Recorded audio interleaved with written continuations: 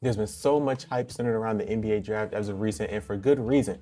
Of course, we had the NBA draft lottery conclude recently, and the NBA draft combine just ended yesterday. So there's been a lot of hype about prospects and mock drafts and big boards and, all things NBA draft.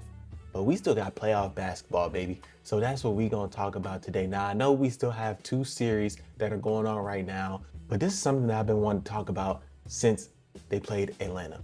The New York Knicks. Man, oh man, they have been playing some good ball as of recent. 7 straight wins in the playoffs, a franchise record. And I mean, Mike Brown just has these boys playing immaculate, amazing. And I criticized Mike Brown early on in the Atlanta series, I believe, and it was, I think they were down 2-1 is when I started to criticize him. I was like, hey, you got to get more creative offensively. You have to get Karl Anthony Towns the ball. And he's done just that. Now, he's done it in a different way, in a way that I didn't expect, and in a way that I didn't really think would work. He's turned Cat into basically what Sabonis was in Sacramento for him. He's turned Cat into a hub, and the actions that he's been running off of Cat as this hub has just been amazing. One thing that I really like to see out of New York when they get Cat out here on this perimeter with the ball, usually have probably JB right here. We'll say OG is right here. What they like to do, and they like to do this a lot, especially with Cat over here on the wing. They like to take this guy right here, usually, like I said, it's JB, and they kind of curl him around. So it's kind of like, it's almost like Cat setting the screen, but he still has the ball. So Cat can either make a decision here, he can pass it to JB right here and kind of get a little bounce pass. He can do a little handoff right there, or something else they really like to do. They like, if they can't get this pass right here, JB's just gonna curl and come and screen OG's man for like, kind of like a flex action, which we'll get more into that a little bit later. But 9 times out of 10, this is an easy layup or a dunk for OG Anunoby. And even if it's not, JB's coming right back up to get this dribble handoff. And it's just a lot of action. And obviously on the other side, you can have, let's say, McCall, Josh Hart here on the wing.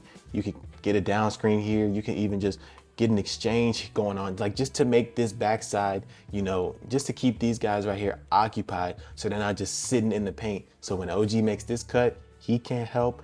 And if JB is coming off and he's getting downhill, he can't help off a job. Well, it's Josh Hart. He's probably going to help. But you get what I'm saying, and you kind of get the gist of that. Whether it's Cat sitting at the top of the key, got the ball in one hand, palming it, just scanning the floor, Brunson coming off a dribble handoff, or Brunson coming off an off-ball screen straight to the basket. It creates so many opportunities for the Knicks, especially if Cat is going to be out there on the perimeter with the ball.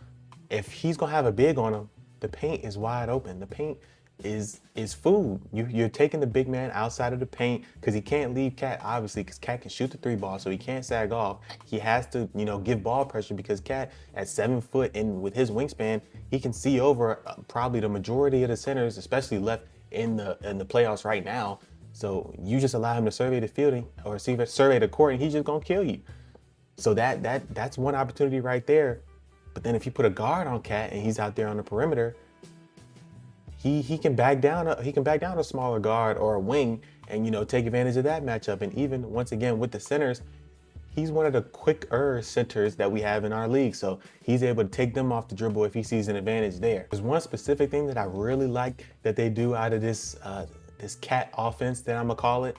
They like to run this flex action. Now, flex action is a super simple action and it's usually run to the opposite side of the ball. But what they like to do is to run the flex action to the ball side. Now, this just creates so many opportunities because you can have Jalen Brunson going on the cut towards the basket. You can have Jalen Brunson coming up from a down screen and get a dribble handoff from Cat so he can get downhill or even just pull up for 3. I mean, there's just so many options and opportunities out of this offense that they have. Mike Brown has just done such a good job adjusting, and I have to give him props. I did not think that this is something that he would be able to come up with an offense that would, premier Cat and feature Cat while still, having Brunson being able to be Brunson and get 30 points a night. I mean, Cat has the ball in his hands probably the most that he's had in the playoffs in his career, but his point numbers are down and he's not complaining. He looks happy. Like, this looks like the way that Cat has wanted to play the entirety of his career, and I couldn't be more happy for him. But offensively, he's always been one of the top offensive bigs in the game, and I think his playmaking has been underrated, even though at times he can get a little, he can do a little too much here and there. But other than that, Cat has always been one of the best offensive bigs that we've had in our game, and it's just wonderful to see Mike Brown be able to push him to his potential, essentially push him to his potential. And it's just a joy to see, man. Now on the other side of the ball, they just been playing absolute greedy, man. They just getting up into the ball handlers and destroying actions from the opposing team. And I mean, 1 through 15 is really playing like this because they playing 15 men, because these closeout games, they ain't been close. You know what I'm saying? Against the Atlanta Hawks in game 6, 83-36 at halftime. I think they were up 60 at one point. And I mean, it just wasn't even a question who was going to win that game. And in game 4 against the Philadelphia 76ers, once again, no question who was going to win that game. And the New York Knicks just came out and punched them in the mouth and did not look back.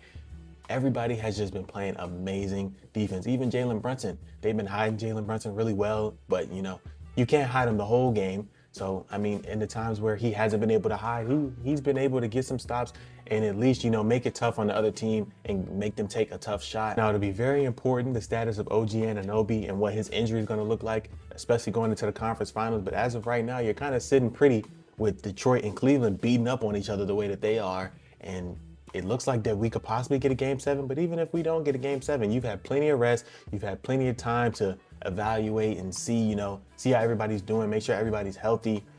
And I mean, you're looking like the favorite to go to the NBA Finals. I really don't see the Cleveland Cavaliers or the Detroit Pistons being able to beat the New York Knicks. And that's just me being honest. They look way too good offensively and they look way too good defensively.